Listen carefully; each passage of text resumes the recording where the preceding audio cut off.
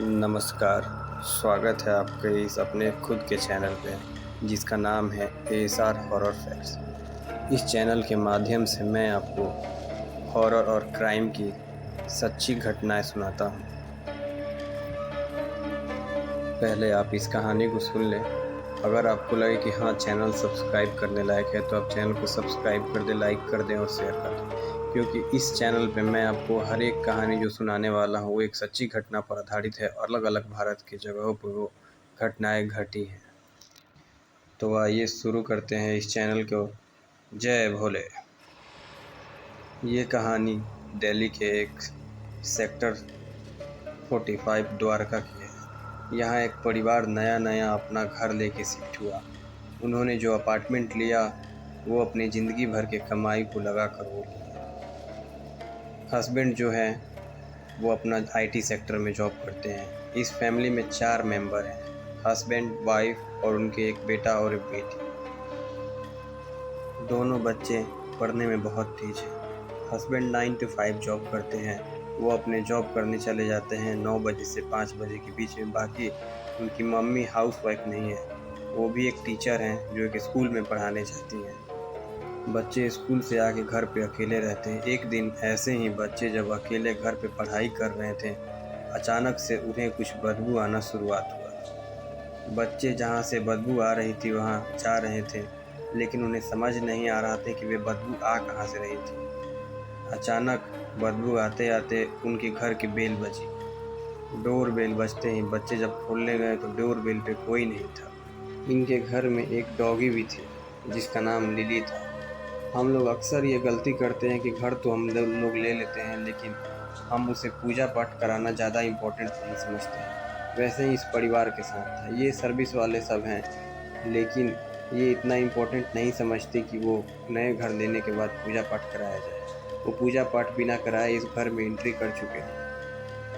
ऐसे ही बच्चों के साथ बहुत दिनों तक घटनाएं घटती रही, लेकिन वो अपने माता पिता को बताए नहीं। लेकिन एक दिन जब बच्चे रात में सो रहे थे तो अचानक उनकी चादर किसी ने खींची और उनको एक काला परछाई सा दिखा।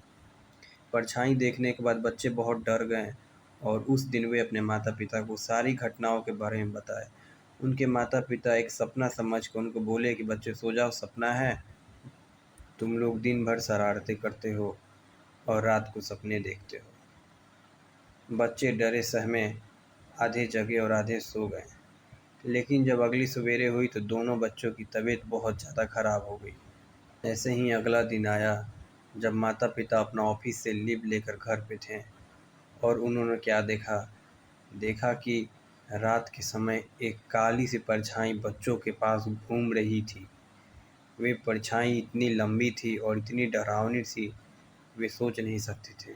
तब उन्हें जाकर यकीन हुआ कि उनके बच्चे सही बोल रहे थे। अक्सर हम लोग अपने बच्चों के बात को नज़रअंदाज करते हैं उन्हें छोटे समझकर, लेकिन मैं आपको ये बताना चाहूँ कि आपके बच्चे जब बार बार एक ही जिद करने लगे तो आप समझ जाए कि हाँ, वो सही बोल रहे हैं। ऐसे ही माता पिता को भी शक हो गया और वो इस घर के बारे में पता लगाने की प्रयास किए। तो अगल बगल के लोगों ने कुछ नहीं बताया, लेकिन नीचे वाले अपार्टमेंट में जो बंदे थे वो सब समझ रहे थे। उन्होंने बताया कि हाँ, इस क्वार्टर में पहले जो रेंटर थे या जो मालिक थे उन्होंने इस घर में सुसाइड किया था, जिसकी वजह से उनकी आत्माएं आज भी भटकती हैं। अब माता पिता को ये सुन के काफ़ी डर हो गया और वे इस घर को छोड़ना चाहते थे। लेकिन अक्सर वे जब छोड़ने का प्लान बनाते कुछ न कुछ उनके साथ घटित हो जाता, कभी ऑफिस में तो कभी बाहर एक्सीडेंट हो जाता, इसलिए वो ये काम नहीं कर पाते। माता पिता ये प्लान बनाते हैं कि बच्चों को कुछ दिनों के लिए उनके नानी के घर छोड़ दें। बच्चों को कुछ दिनों के उन्होंने नानी के घर पहुंचा दिया और वे दोनों खुद रहने लगे और जायज़ा लेने लगे घर का कि उनके घर में सही में क्या दिक्कत है। एक रात जब वो सो रहे थे तो अचानक से एक आदमी जिसका शक्ल बहुत डरावना था वो उनके कमरे में आया तो उनकी नींद खुल गई। उन्हें लग रहा था कि हाँ, कोई कमरे में आया है, लेकिन वो उसे देख नहीं पा रहे थे। कमरे में आते ही अजीब सी बदबू शुरुआत हो गई और वे काफ़ी डर गए। डरे सहमे दोनों उठ के कमरे की लाइट जलाए और देखे कि क्या है, लेकिन उन्हें कुछ नहीं दिखा। फिर वो वैसे ही उस रात को जगे रह गए और इंतजार किए सुबह होने का। सुबह होने के बाद वे जहाँ तहाँ से पता करके एक तांत्रिक का व्यवस्था किए। तांत्रिक घर में आते ही बता दिया कि हाँ, इस घर में कोई बुरी शक्ति है या तीसरी शक्ति है। तांत्रिक के इस बात सुनकर वो समझ गए कि हाँ, ये घर भूतिया घर है। तांत्रिक ने बहुत सारे उपाय बताए और बताए कि इसे हटाया जा सकता है, लेकिन इसके लिए बहुत मशक्कत करनी पड़ेगी। अंततः तांत्रिक घर में एक पूजा करता है। पूजा के दौरान वो इन दोनों को कहता है कि अपने हाथों को काफ़ी जोर से पकड़े रहें और कितना भी कोशिश कर लें, आपको कोई भी डराए या कोई भी सपना आए, अपने हाथ को नहीं छोड़े जब तक कि पूजा समाप्त नहीं हो जाए। वे दोनों वैसा ही करते हैं और अपने घर की शुद्धिकरण कराते हैं। अंत में घर की शुद्धि करते करते वे काफ़ी डर जाते हैं और दोनों उस भूतिया प्रकोप के कारण बेहोश हो जाते हैं, जिसकी वजह से उनकी पूजा अधूरी रह जाती है। तांत्रिक भी काफ़ी घबरा जाता है और अपनी पूजा को अधूरा छोड़ के चला जाता है, जिससे उस घर की अभी तक समस्या हल नहीं हुई। उन्होंने अपनी ज़िंदगी भर का कमाई उस घर में लगाकर घर खरीदा था, लेकिन अंततः वो अपने घर छोड़ने का प्लान बना ही लिए। और एक दिन जब वो सपने में सो रहे थे, तो एक आदमी आकर बोला, ये घर मेरा है, इस घर को छोड़ दो, लेकिन मैं तुम्हें छोड़ने नहीं दूंगा। इस घर को छोड़ने से पहले मेरी आत्मा को मुक्ति दिलाओ, वरना मैं तुम दोनों को ख़त्म कर दूंगा।